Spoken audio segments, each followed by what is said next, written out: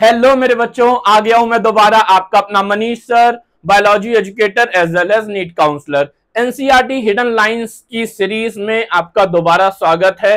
4 chapters हम cover कर चुके हैं एनसीईआरटी हिडन लाइंस में और आज 5वां चैप्टर है, 5th chapter that is chemical coordination and integration. इस सीरीज में आप एनसीईआरटी की वो लाइंस देखोगे इस वीडियो में जो बच्चे अक्सर मिस कर देते हैं और उनसे फिर क्वेश्चन आता है तो लगता है ये तो एनसीईआरटी में कहीं है ही नहीं। तो उन हिडन क्वेश्चंस, उन हिडन लाइंस को हम इस सीरीज में, इन वीडियोस में कवर करते जा रहे हैं। तो स्टार्ट करते हैं बेटा chemical coordination and integration chapter NCERT से। तो पहले चैप्टर को इग्नोर करने की गलती बिल्कुल भी मत करना। नीट 2025 में इसका नतीजा सबने देख ही लिया है। फर्स्ट पेज को इग्नोर बिल्कुल भी मत करना। बहुत अच्छे क्वेश्चन कई बार फर्स्ट पेज से बन सकते हैं। ओके, तो स्टार्ट करते हैं हम एकदम बेसिक से, केमिकल कोऑर्डिनेशन एंड इंटीग्रेशन। और फर्स्ट पेज से जो आपका क्वेश्चन बन सकता है, neural system provides a point-to-point rapid coordination among organs is fast but short-lived। Neural और केमिकल का डिफरेंस फर्स्ट पैराग्राफ में दे रखा है। न्यूरल और एंडोक्राइन सिस्टम का, न्यूरल सिस्टम जो होता है वो point two point rapid coordination करता है, फास्ट होता है। अगर neural system point two point rapid coordination करता है, फास्ट होता है, रैपिड होता है, तो केमिकल कोऑर्डिनेशन, एंडोक्राइन सिस्टम, इन सब की जरूरत क्यों पड़ी, हार्मोन्स की जरूरत क्यों पड़ी? बिकॉज न्यूरल सिस्टम जो है वो बॉडी के हर एक सेल तक नहीं पहुंच पाता, बॉडी के हर एक सेल तक को इनर्वेट नहीं कर पाता, इसलिए हमें एंडोक्राइन सिस्टम की जरूरत पड़ी। As the nerve fibers do not innervate all cells of the body and the cellular functions need to be continuously regulated, a special kind of coordination and integration has to be provided. फिर neural system and the endocrine system jointly coordinate and regulate the physiological functions in the body.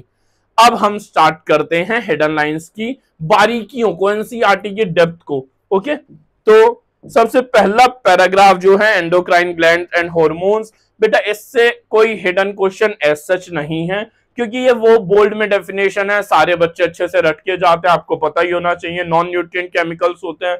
अच्छा, NEET में कई बार question ऐसे आता है which of the following statement is correct incorrect, और उसमें क्या करेंगे, वो इंटरसेलुलर को इंट्रासेलुलर कर देंगे, वो इंटरसेलुलर को इंट्रा कर देंगे सेम लाइन लिख के, और बच्चा जल्दबाजी में इग्नोर कर देगा, स्टेटमेंट को सही मान लेगा और गलत हो जाएगा।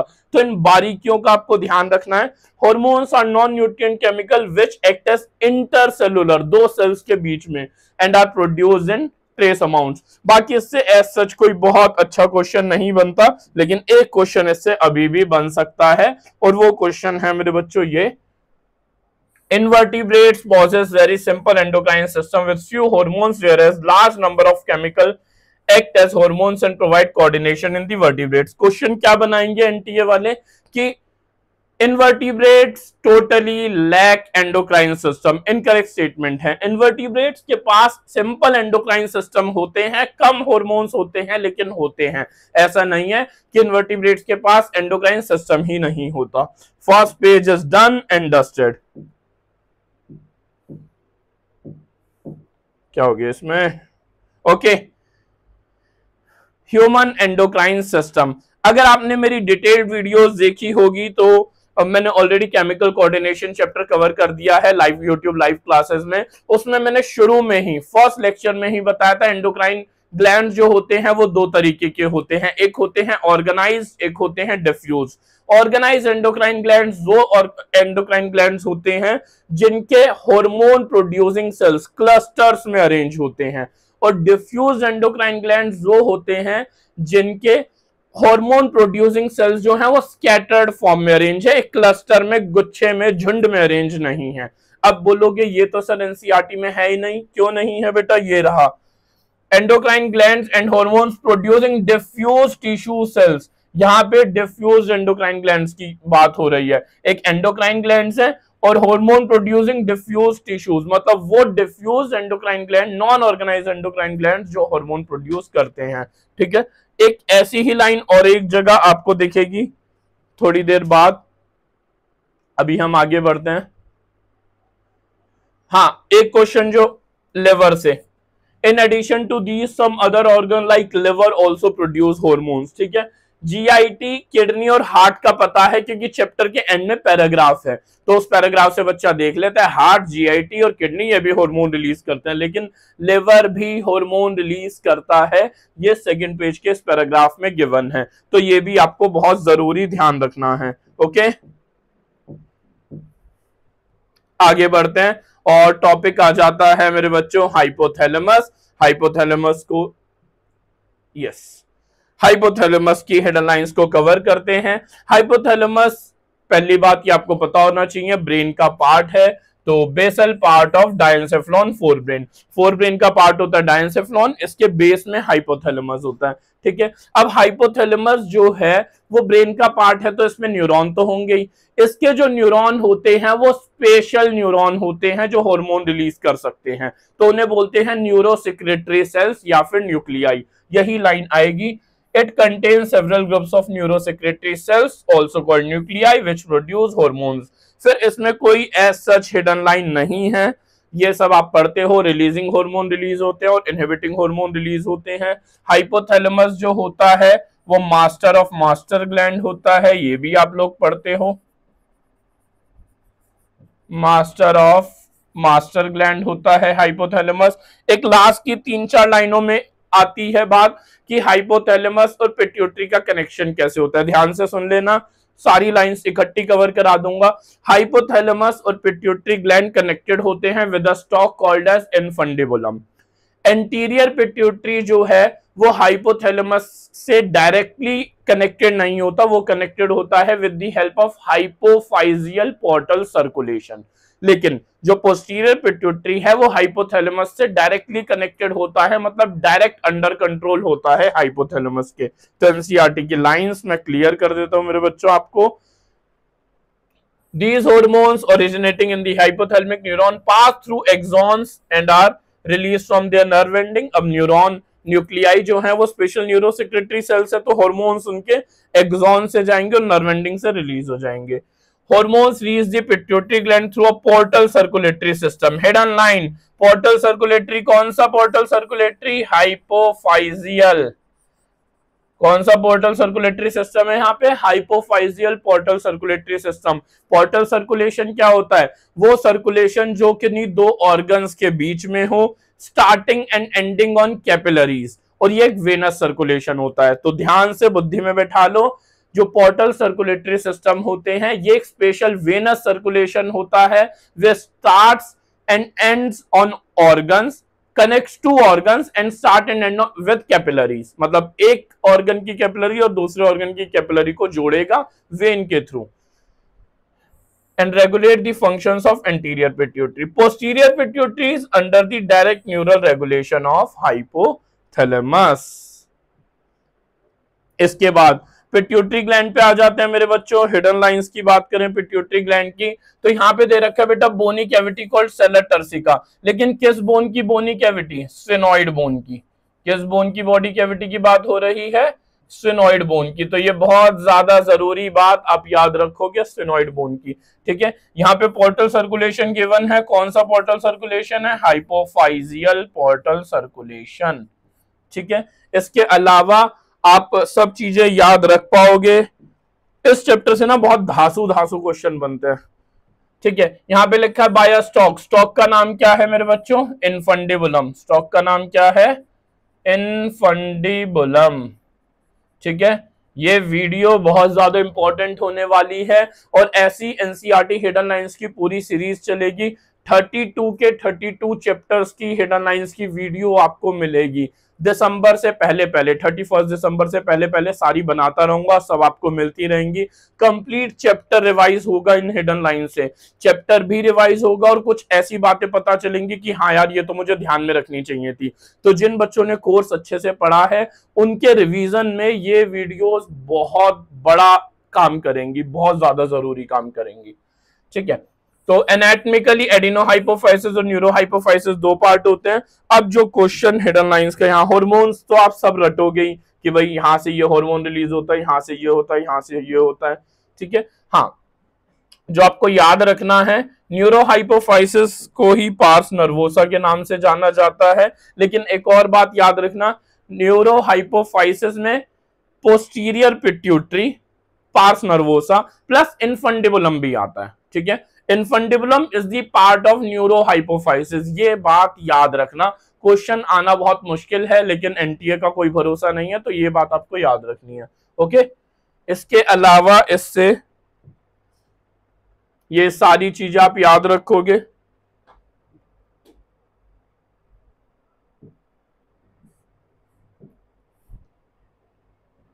साथ साथ हमें पढ़ना है मेरे बच्चों, ऑक्सीटोसिन को अगर पिटोसिन नाम से कहीं लिख दिया जाए तो बिल्कुल परेशान नहीं होगे, ऑक्सीटोसिन को पिटोसिन नाम से भी बोल दिया जाता है। ओके,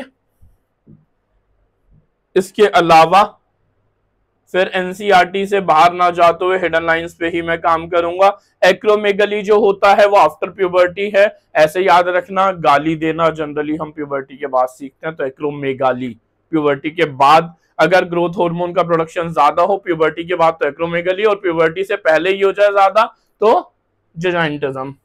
ओके, प्रोलैक्टिन, अच्छा ये क्वेश्चन भी आता है, prolactin regulates the growth of memory gland.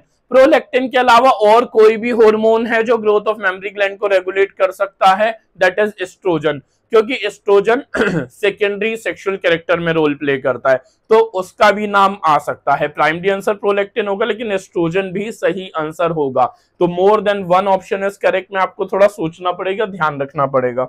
Okay,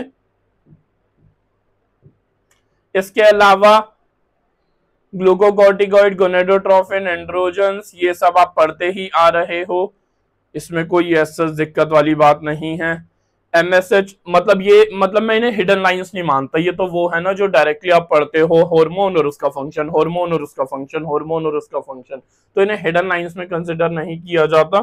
लेकिन कुछ ऐसी लाइनें जो मुझे लगता है बच्चा मिस कर देता है। बच्चा क्या करता है, एक तो एमएसएच जो है वो melanin containing cell regulate pigmentation of the skin. MSH के अलावा और कौन सा हार्मोन है जो पिगमेंटेशन को रेगुलेट करता है, मेलाटोनिन, नेक्स्ट पैराग्राफ में गिवन है मेलाटोनिन। इसके अलावा ऑक्सीटोसिन का बच्चों के दिमाग में सिर्फ दो फंक्शन बैठते हैं, मिल्क इजेक्शन जिसे मिल्क लेट डाउन हार्मोन भी बोलते हैं, और दूसरा पार्चुरेशन के दौरान विग्रस मसल कॉन्ट्रैक्शन। एक और अगर ये लाइन है, acts on the smooth muscles of our body, तो ऑक्सीटोसिन जो है ऐसा नहीं है कि मेल्स में बिल्कुल भी नहीं होता, मेल्स में भी होता है, हमारे पास भी स्मूथ मसल्स हैं तो उनका कॉन्ट्रैक्शन भी ऑक्सीटोसिन कराता है। ओके, फिर इसके अलावा ये सब पढ़ लोगे, कोई दिक्कत नहीं आएगी, बढ़िया स्कोर कर लोगे इनमें। समस्या कहाँ आ सकती है, एक क्वेश्चन बनता है कि भैया एडीएच, देखो यहाँ थोड़ा सा डेप्थ में जाना पड़ेगा। Vasopressin acts mainly at the kidney and stimulate absorption of water and electrolytes by the distal tubules. Distal tubules का मतलब क्या है यहाँ पे, डीसीटी एंड कलेक्टिंग डक्ट, ये आपको याद रखना है। डिस्टल ट्यूब्यूल का मतलब सिर्फ डीसीटी नहीं है, डीसीटी एंड कलेक्टिंग डक्ट है। This is depth of NCERT, ये आप ऐसा नहीं बोल सकते ये तो एनसीईआरटी में मेंशन नहीं है। This is depth of NCERT, NCERT की गहराई में आपको डूबना पड़ेगा 360 में से 360 लाने के लिए। ओके, फिर diabetes insipidus which is totally different from diabetes mellitus. अब डायबिटीज इंसिपिडस के ना कुछ कैरेक्टरिस्टिक्स होते हैं, जैसे पॉलीयूरिया, मतलब बहुत ज्यादा यूरिन आता है, बहुत ज्यादा प्यास भी लगती है जैसे पॉलीडिप्सिया बोलते हैं, ठीक है, इंक्रीज थर्स्ट, तो ये सब चीजें भी आपको मेरे बच्चों याद रखनी है। ओके, नेक्स्ट आ जाते हैं पीनियल ग्लैंड पे। पीनियल ग्लैंड जो होता है located on the dorsal side of forebrain, forebrain में जहां डायंसेफ्लॉन वाले पार्ट्स होते हैं इसी के पीछे की तरफ होता है, तो डोर्सल साइड। और पीनियल ग्लैंड जो होता है वो हार्मोन रिलीज करता है मेलाटोनिन। अब डेप्थ पे चलते हैं, मेलाटोनिन जो होता है मेरे बच्चों वो अमाइनो एसिड डेरिवेटिव है, और किस अमाइनो एसिड से बनता है, ट्रिप्टोफैन। ये इंपॉर्टेंट सवाल बन सकता है कि मेलाटोनिन जो है वो भी एक अमाइनो एसिड डेरिवेटिव है और किस अमाइनो एसिड से बनता है, tryptophan. Is it okay?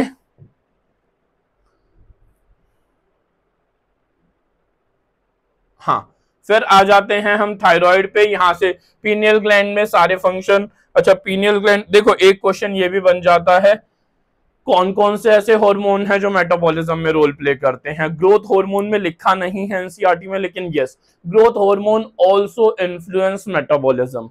Pineal gland, melatonin also influence metabolism. Pigmentation का फंक्शन एमएसएच भी है और मेलाटोनिन भी है, मतलब मेलाटोनिन और एमएसएच दोनों का फंक्शन पिगमेंटेशन है। ये डिफेंस कैपेबिलिटी, मतलब हमारे इम्यून सिस्टम को भी इन्फ्लुएंस करता है, फीमेल्स में मेंस्ट्रुअल साइकिल को भी, बॉडी टेम्परेचर को भी। अब बॉडी टेम्परेचर के भी दो हार्मोन हो गए, मतलब दो, एक तो मेलाटोनिन हो गया और एक हाइपोथैलेमस डायरेक्ट हो गया। ओके, आई होप यहां तक की बातें क्लियर हो रही होंगी। आ जाते हैं हम थायराइड ग्लैंड पे। थायराइड ग्लैंड के डेप्थ पे चले तो भैया थायराइड ग्लैंड जो होता है वो होता एक ही है, इसके दो लोब होते हैं, और वो जो दो लोब हैं वो ट्रैकिया के दोनों तरफ होते हैं, कनेक्टेड होते हैं आपस में isthmus से, with a thin flap of connective tissue called isthmus। अब एनसीईआरटी से रिलेटेड क्वेश्चन पूछेगा एनटी, और क्या करेगा, connected with a thin flap of elastic tissue called isthmus, connective tissue को कुछ चेंज कर देगा। तो ऐसे क्वेश्चन भी परेशान करते हैं, तो ये भी आपको याद रखना है। ओके, थायराइड ग्लैंड में फॉलिकल्स होते हैं, स्ट्रोमल टिश्यूज होते हैं, और ये सब आप डायरेक्टली पढ़ोगे। T3 और T4 दोनों होते हैं। अब पॉइंट है, इंपॉर्टेंट बात, T4 जो thyroxine, T3 is triiodothyronine, T4 is tetraiodothyronine, लेकिन थायरोक्सिन किसका नाम है, T4 का। क्यों है, क्योंकि T4 की क्वांटिटी बहुत ज्यादा होती है एज कंपेयर टू T3, इसलिए T4 का नाम थायरोक्सिन है। ठीक है, लेकिन पावरफुल, पोटेंट कौन होता है, T3 ज्यादा पावरफुल होता है। ओके, आगे बढ़ते हैं मेरे बच्चों। इसके अलावा आयोडीन एसेंशियल होता है, हाइपोथायरॉयडिज्म होगा तो सिंपल गॉइटर होगा, और एक और क्रिटिनिज्म होता है। क्रिटिनिज्म जब प्रेग्नेंट फीमेल्स में हाइपोथायरॉयडिज्म हो तो बच्चे की ग्रोथ अफेक्ट होना। ये सब डायरेक्टली लाइंस एनसीईआरटी की। ठीक है, अब हिडन लाइंस में मैं एक एक्स्ट्रा पॉइंट बताऊं तो thyroid gland is the only gland which can store its own hormone. Thyroid gland एक लौता ग्लैंड है हमारे शरीर का जो अपने ही हार्मोन को भी स्टोर कर लेता है। ओके, इसमें फिर hyperthyroidism, exophthalmic goitre also called as Graves disease. जब, अच्छा अब ये भी बात याद रखनी है, अगर थायरोक्सिन ज्यादा होगा, थायरोक्सिन ज्यादा मतलब बीएमआर ज्यादा, क्योंकि थायरोक्सिन का मेन फंक्शन बीएमआर होता है, बीएमआर ज्यादा तो वेट लॉस होगा। ठीक है, अगर इसका ऑपोजिट कर दूं, थायरोक्सिन कम तो बीएमआर कम, बीएमआर कम तो वेट गेन होगा। ठीक है, तो हाइपरथायरॉयडिज्म में वेट गेन हो जाएगा, सॉरी हाइपरथायरॉयडिज्म में वेट लॉस हो जाएगा। ग्रेव्स डिजीज, इसका एक इंपॉर्टेंट सिम्टम होता है प्रोट्रूजन ऑफ आईबॉल, आंखें जो है थोड़ी बाहर की तरफ आ जाती हैं। ठीक है, अब यहां आते हैं थायराइड के फंक्शन। थायराइड हार्मोन के फंक्शन, रेगुलेशन ऑफ बीएमआर आपको पता है, सपोर्ट एराइथ्रोपोइसिस, आरबीसी प्रोडक्शन को एराइथ्रोपोइसिस बोलते हैं, ये पता होना चाहिए। Metabolism of carbohydrate, protein and fat, ये रही हिडन लाइन। अब बच्चे के दिमाग में बैठ जाता है कि आरबीसी फॉर्मेशन में थायरोक्सिन का रोल है और साथ साथ अब बीएमआर रेगुलेट करता है, लेकिन थायरोक्सिन जो है वो वाटर एंड इलेक्ट्रोलाइट बैलेंस को भी इन्फ्लुएंस करता है। साथ साथ एक और हार्मोन होता है थायराइड ग्लैंड से जो रिलीज होता है, टीसीटी। अब इससे जरूरी क्वेश्चन बनता है, टीसीटी जो है वो भैया प्रोटीनेशियस हार्मोन है, और टीसीटी का एक ही काम है, ये ब्लड कैल्शियम को रेगुलेट करता है बाय डिक्रीजिंग इट। टीसीटी जो है वो ब्लड कैल्शियम को रेगुलेट करता है बाय डिक्रीजिंग इट। आगे बढ़ते हैं मेरे बच्चों पैराथायरॉयड ग्लैंड पे। पैराथायरॉयड ग्लैंड में जो आप इंपॉर्टेंट चीज याद रखोगे, ये ब्लड कैल्शियम लेवल को रेगुलेट करता है by increasing it, blood calcium level.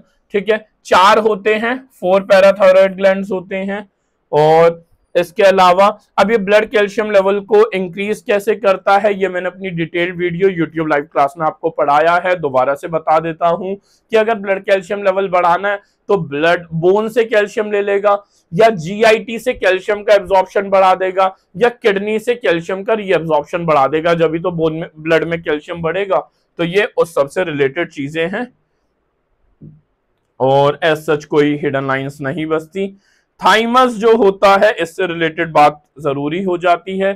Thymus एक लोबुलर स्ट्रक्चर है, ये lobular structure located between the lungs behind the sternum on the ventral side of outta, exact location से क्वेश्चन बनता है, hidden line में इंपॉर्टेंट बात है ये। इसके अलावा थाइमस जो है वो थाइमोसिन हार्मोन रिलीज करता है और थाइमोसिन ही टी लिम्फोसाइट्स को मैच्योर करता है। टी लिम्फोसाइट बनते कहाँ है? बोन मैरो में, लेकिन मैच्योर कहाँ होते हैं? थाइमस में। कौन करता है? थाइमोसिन। ठीक है। और टी लिम्फोसाइट जो होते हैं वो सेल मीडिएटेड इम्यूनिटी प्रोवाइड करते हैं और CMI is responsible for graft rejection. ये 11th और 12th को मर्ज करके क्वेश्चन बन सकता है, रेस्पॉन्सिबल फॉर ग्राफ्ट रिजेक्शन। तो ये 11th और 12th को मर्ज करके भी क्वेश्चन बन सकता है मेरे बच्चों। ठीक है। और thymosin also promote production of antibodies to provide humoral immunity, ये भी क्वेश्चन बनता है। इसके अलावा हाँ, थाइमस जो है वो बच्चों में इसका साइज बड़ा होता है, धीरे धीरे एज बढ़ती है, थाइमस का साइज छोटा होता रहता है और डीजनरेट हो जाता है। ठीक है।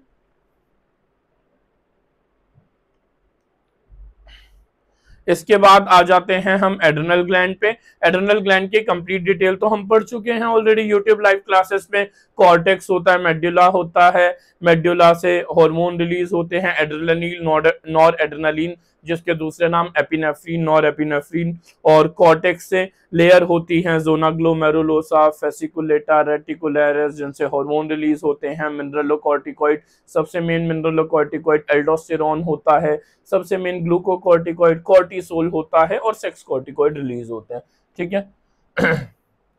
अब हिडन लाइंस के बारे में बात करूं तो सबसे पहली हिडन लाइन बेटा ये बनती है, under production of hormones by the adrenal cortex alters carbohydrate metabolism causing acute weakness and fatigue leading to a disease called Edison's disease. तो एडिसन्स डिजीज की जो लाइन है इससे क्वेश्चन बनता है, तो इसमें सबसे मेनली कार्बोहाइड्रेट मेटाबॉलिज्म अफेक्ट होता है। और कार्बोहाइड्रेट मेटाबॉलिज्म किससे रिलेटेड है? ग्लूकोकॉर्टिकॉइड से रिलेटेड, कॉर्टिसोल से रिलेटेड। तो ऐसे कनेक्ट करके क्वेश्चन बनाया जा सकता है।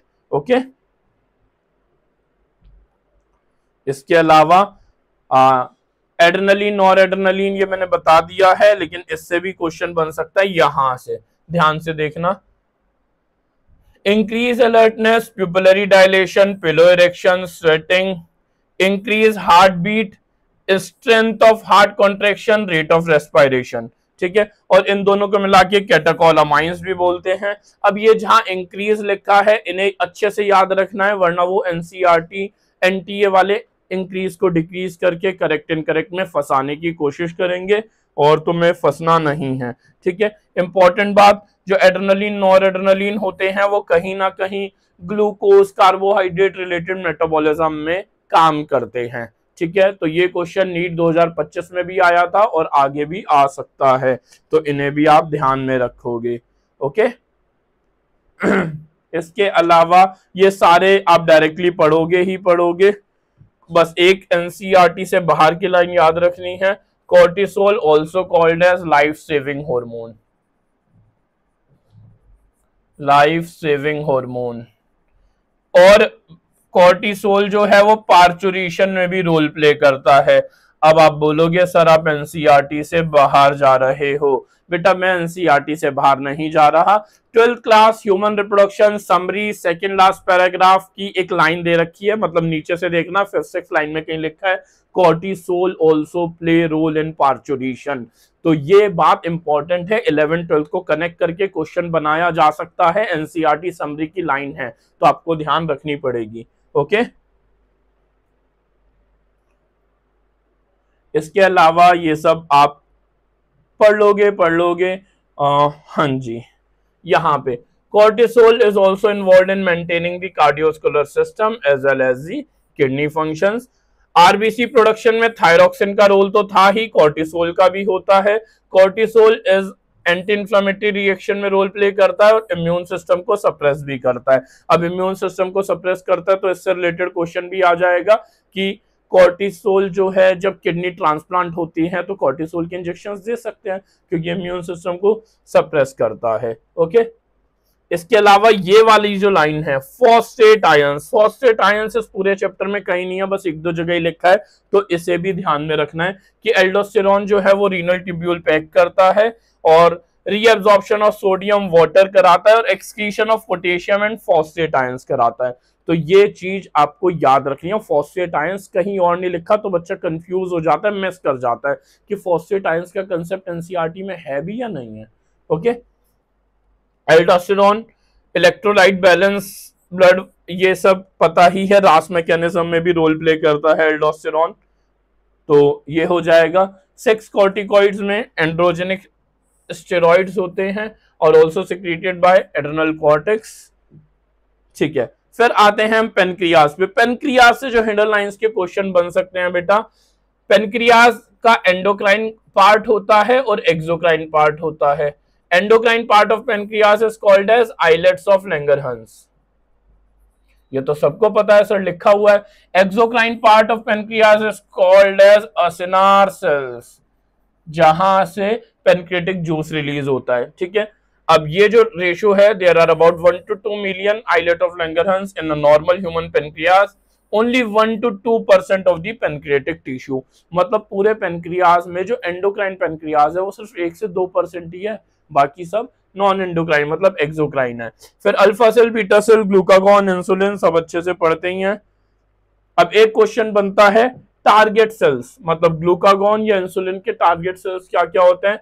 हेपेटोसाइट्स होते हैं, कहीं एडिपोसाइट्स और मसल्स भी लिखा होगा, और ये रहा एडिपोज टिश्यू और एक मसल्स, ये तीन होते हैं इनके टारगेट सेल्स। ये भी आप याद रखोगे कि इंसुलिन ग्लूकागॉन के टारगेट सेल्स क्या क्या होते हैं। ओके, इंसुलिन का काम है ग्लूकोज लेवल कम करना और ग्लूकागॉन का काम है ग्लूकोज लेवल बढ़ाना। डायबिटीज मेलाइटस, इसमें भी आप इंपॉर्टेंट चीज याद रखोगे, loss of glucose through urine और formation of harmful bodies known as ketone bodies. Ketone bodies जो बनती हैं वो बेसिकली फैटी एसिड से बनती हैं, ये भी आपको याद रखना है। Treated with insulin therapy. अब क्वेश्चन एक और बनता है, हमारे शरीर में बहुत सारे हार्मोन्स हैं जो ग्लूकोज लेवल बढ़ाते हैं, लेकिन कम करने वाला एकमात्र इंसुलिन ही है, मेन इंसुलिन ही है, इसके अलावा कोई ऐसा स्पेसिफिक हार्मोन नहीं है जो ग्लूकोज लेवल कम कर सके। तो इससे रिलेटेड भी क्वेश्चन पूछ के आपको फंसाने की कोशिश की जाएगी। ठीक है, टेस्टीज बेटा आप 12th में ऑलरेडी पढ़ लेते हो अच्छे से, लेकिन फिर भी कुछ हिडन लाइन से रिलेटेड मैं आपको बताना चाहूंगा कि इंटरस्टिशियल टिश्यू को स्ट्रोमल टिश्यू भी बोलते हैं। इससे क्वेश्चन बनता है एक लिबिडो, मेल सेक्सुअल बिहेवियर के लिए वर्ड लिबिडो यूज करते हैं। और प्रोड्यूस एनाबॉलिक इफेक्ट, ये कार्बोहाइड्रेट प्रोटीन मेटाबॉलिज्म का एनाबॉलिक इफेक्ट शो करता है, इसलिए जो जिम वाले लोग हैं वो टेस्टोस्टेरोन ये सब स्टेरॉइड्स लेते हैं बॉडी और अच्छी बनाने के लिए। ठीक है, बाकी टेस्टिस से एज सच कोई हिडन लाइंस नहीं है। हो जाएगा आपका सारे क्वेश्चन इससे, और हम आगे बढ़ जाते हैं। ओवरी, ओवरी भी आप 12th में पढ़ लोगे, 12th में ऑलरेडी पढ़ी है आपने 12th एनसीईआरटी में, लेकिन यहां से क्या क्या क्वेश्चन बन सकते हैं हिडन लाइन से वो मैं आपको जरूर बताऊंगा, ध्यान से देखोगे। Oestrogen is synthesised and secreted mainly by the growing ovarian follicle. तो जो ग्रोइंग ओवेरियन फॉलिकल होते हैं, प्राइमरी, सेकेंडरी, टर्शरी और ग्राफियन फॉलिकल, इन सब की लेयर से रिलीज होता है एस्ट्रोजन। ठीक है अच्छा, एक इंपॉर्टेंट क्वेश्चन ये LHFSH में भी दे रखा था। जो LH है वो ओव्यूलेशन कराता है, साथ साथ LH जो है वो कॉर्पस ल्यूटियम को मेंटेन भी करता है। तो कॉर्पस ल्यूटियम जो है इसे मेंटेन कौन करता है? LH। और कॉर्पस ल्यूटियम रिलीज कौन करता है? प्रोजेस्टेरॉन। तो हम ये भी बोल सकते हैं LH play role in secretion of progesterone in females directly और इनडायरेक्टली। यस, LH जो है वो कॉर्पस ल्यूटियम को मेंटेन कर रहा है और कॉर्पस ल्यूटियम से प्रोजेस्टेरॉन रिलीज हो रहा है, तो LH play role in secretion of progesterone. ये बात सही है। ओके, इनडायरेक्ट है लेकिन है तो सही ना। एनसीईआरटी की डेप्थ को समझना बहुत जरूरी है मेरे बच्चों। ठीक है, एस्ट्रोजन के फंक्शन हो जाएंगे। फिर जो मैं आपको एक हिडन लाइन बताना चाहता हूं वो ये है, प्रोजेस्टेरॉन सपोर्ट प्रेगनेंसी। ये तो सबको पता है प्रोजेस्टेरॉन प्रेगनेंसी हार्मोन है। सर कुछ और बताओ, tell us something that we don't know. तो वो सुनो, Progesterone also acts on the mammary gland and stimulate the formation of alveoli structure, restore milk and milk secretion. तो प्रोजेस्टेरॉन जो है वो प्रेगनेंसी को तो मेंटेन करता है, साथ साथ एल्वियोलाई फॉर्मेशन को भी स्टिमुलेट करता है। मतलब मेमरी ग्लैंड के डेवलपमेंट में इसका रोल है, मेमरी ग्लैंड के डेवलपमेंट में इसका रोल है। तो और मिल्क सिक्रीशन में भी इसका रोल है। तो एस्ट्रोजन मेमरी ग्लैंड डेवलपमेंट में रोल प्ले कर रहा है, प्रोलैक्टिन भी कहीं ना कहीं कर रहा है, ग्रोथ ऑफ मेमरी ग्लैंड आया था सेकंड पेज पे, और प्रोजेस्टेरॉन भी कहीं ना कहीं कर रहा है। ठीक है, आगे बढ़ते हैं। Hormones of heart, kidney and GIT. ठीक है, सबसे पहले हार्ट का हार्मोन आता है, ये आपको याद रखना है, एएनएफ, फुल फॉर्म भी याद रखोगे, बीपी कम करता है। एएनएफ जो है वो बीपी कम करता है, मतलब वैसोडाइलेटर है एज सच, और इसकी लोकेशन बहुत इंपॉर्टेंट है, एट्रियल वॉल ऑफ हार्ट। ठीक है, इसके अलावा फिर ये जो है ये एएनएफ आ गया, अरे भैया इराइथ्रोपोइटिन कहां गया, अरे ये तो ना, हाँ, juxtaglomerular cells of kidney produce a peptide hormone erythropoietin. अब इराइथ्रोपोइटिन किस नेचर का हार्मोन है, इससे भी क्वेश्चन बन सकता है। ठीक है, अब पूरे चैप्टर के सारे हार्मोन्स का नेचर याद हो जाएगा, तो लास्ट का जो टॉपिक है मैकेनिज्म ऑफ हार्मोन एक्शन, वो भी इंपॉर्टेंट हो जाता है कि अभी बताऊंगा उससे कैसे क्वेश्चन बनेगा। ठीक है, फिर ये जीआईटी के hormone gastrin, secretin, cholecystokinin and GIP, इसमें 4 दे रखे हैं लेकिन होते 4 से ज्यादा है, इसमें 4 दे रखे हैं, होते 4 से ज्यादा है। एक और बात मैंने अपनी रेगुलर क्लास में बताई थी, यूट्यूब लाइव क्लास में, secretin was the first hormone discovered. इस दुनिया का पहला हार्मोन जो डिस्कवर हुआ था वो सेक्रेटिन था। ठीक है, इसके अलावा सीसीके का पूरा नाम होता है CCK-PZ, कोलेसिस्टोकाइनिन पेनक्रियोजाइमिन। क्यों? क्योंकि CCK-PZ जो है वो पेनक्रियाज और गॉल ब्लैडर दोनों पे काम करता है, कोले वर्ड गॉल ब्लैडर के लिए और PZ पेनक्रियाज के लिए। बाकी आपसे हो जाएगा, कोई हिडन लाइन नहीं है except the last line. Several other non-endocrine tissue secrete hormones called growth factors which are essential for normal growth of tissues and their repairing regeneration। तो ये भी एक important statement बन जाती है। फिर आते हैं मैकेनिज्म ऑफ हार्मोन एक्शन, और ये टॉपिक आपने अच्छे से पढ़ लिया होगा कि जो हार्मोन्स का रिसेप्टर है वो या तो मेम्ब्रेन पे होगा या सेल के अंदर होगा। अगर मेम्ब्रेन पे है तो मेम्ब्रेन बाउंड रिसेप्टर। मेम्ब्रेन पे रिसेप्टर कब होगा? उन सब हार्मोन का रिसेप्टर मेम्ब्रेन पे होगा जो मेम्ब्रेन को क्रॉस नहीं कर सकते, लाइक प्रोटीनेशियस हार्मोन। लेकिन जो लिपिड नेचर के हार्मोन है जो मेम्ब्रेन को क्रॉस कर सकते हैं, उनका रिसेप्टर क्यों जाएगा मेम्ब्रेन पे कस्ट करने? जब उन्हें पता है हार्मोन अंदर आएगा चल के, तो उनका रिसेप्टर सेल के अंदर होता है, जिसे बोलते हैं इंट्रासेलुलर रिसेप्टर। अब वो जो सेल के अंदर का रिसेप्टर है वो या तो साइटोप्लाज्म में होगा या फिर साइटोप्लाज्म के अलावा वो रिसेप्टर हो सकता है न्यूक्लियस में। ठीक है, प्रेजेंट इन द न्यूक्लियस और साइटोप्लाज्म, ये मैंने बेसिक बताया है। अब आते हैं सीधा हिडन लाइंस पे।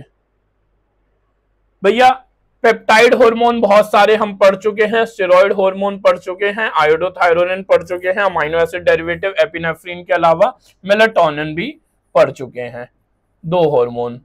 ठीक है, इसके अलावा अब आपको एक चीज याद रखनी है, वो सारे हार्मोन की लिस्ट जिनका रिसेप्टर सेल के अंदर होता है, इंट्रासेलुलर रिसेप्टर्स। इन हार्मोन की लिस्ट में आता है कॉर्टिसोल, एल्डोस्टेरॉन, 6 कॉर्टिकॉइड्स,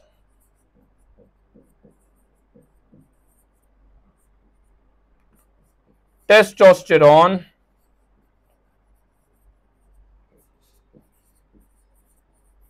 प्रोजेस्टेरॉन,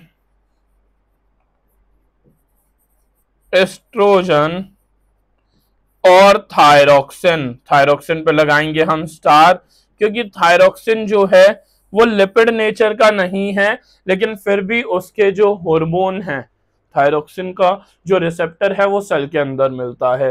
तो ये अगर आपने 7 1 2 3 4 5 6 7 नाम याद कर लिए, इन 7 का ही रिसेप्टर सेल के अंदर होता है, बाकी सबका सेल के बाहर होता है। तो थाला फॉर अ रीजन, इसे आप याद रखोगे। 7 हॉर्मोन्स ऐसे हैं जिनका रिसेप्टर सेल के अंदर होता है। ओके, अब सेकेंडरी मैसेंजर से रिलेटेड बातें, जो हार्मोन जिनका रिसेप्टर मेम्ब्रेन पे है, अब वो तो अंदर जा नहीं सकते, तो वो अपने नौकरों को, सेकेंडरी मैसेंजर को एक्टिवेट करके बोलते हैं जाओ न्यूक्लियस को मैसेज दे के आओ। तो सेकेंडरी मैसेंजर के एग्जांपल है cyclic AMP, that is cyclic adenosine monophosphate, IP3। IP3 is inositol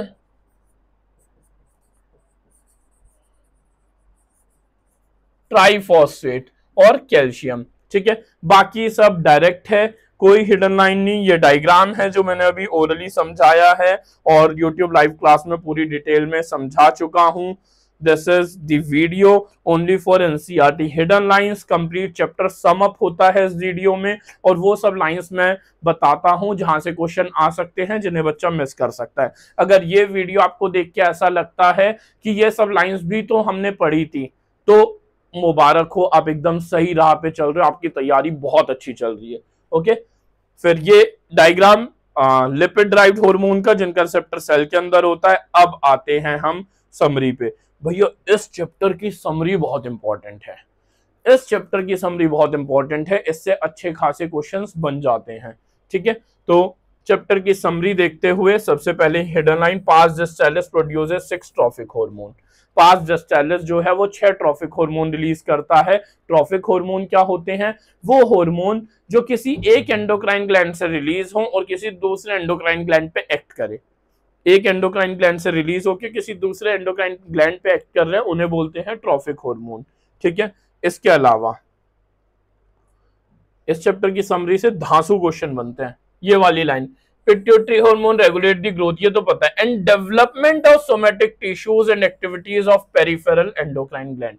development of somatic tissues and activity of peripheral endocrine gland, ये भी बहुत इंपॉर्टेंट लाइन है। ओके, इसके अलावा जो हिडन लाइन बनती है मेरे बच्चों, अब ध्यान से देखोगे, थायराइड ग्लैंड के आपने ऑलमोस्ट सारे फंक्शन पढ़ लिए, लेकिन एक फंक्शन वहां नहीं लिखा था जो यहाँ पे लिखा है, मैच्योरेशन ऑफ CNS।